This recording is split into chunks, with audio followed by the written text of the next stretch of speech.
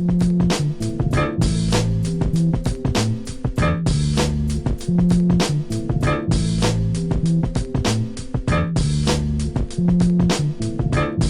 you, Madam Deputy Speaker. I rise today to urge members right across this House to support this motion.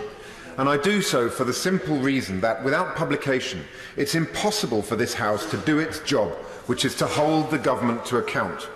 We must have a full, frank and informed debate about what Brexit means, and particularly what a no-deal Brexit would mean for our society, for our economy, for jobs, trade and living standards.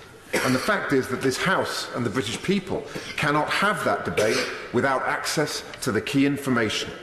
We face a productivity crisis, a weakened pound, creeping inflation, higher import costs and the slowest GDP growth in Europe, all challenges which would be deeply and dramatically compounded by a no-deal Brexit. No deal would mean customs chaos. Adding just an extra 2 minutes to customs proceedings at Dover would mean a 17-mile queue from Dover almost back to Ashford. No deal would mean airlines are not sure their planes would be able to take off post-Brexit. No deal would mean thousands of citizens and businesses left in limbo, maybe temporary, maybe not, when it's realised that many of their products would no longer be eligible for sale across the EU. So let us hope that the government will now drop its dangerous and vacuous no-deal bluff. The government contends that to maximise leverage in the negotiations, we must make clear that we're prepared and willing to accept a no-deal scenario.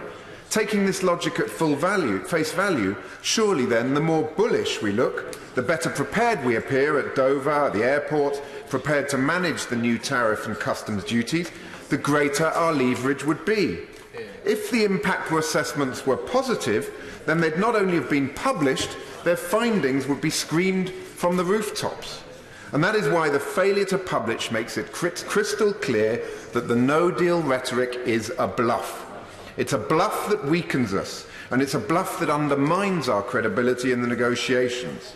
And it's yet another example of the Brexiteer tail wagging the Tory dog.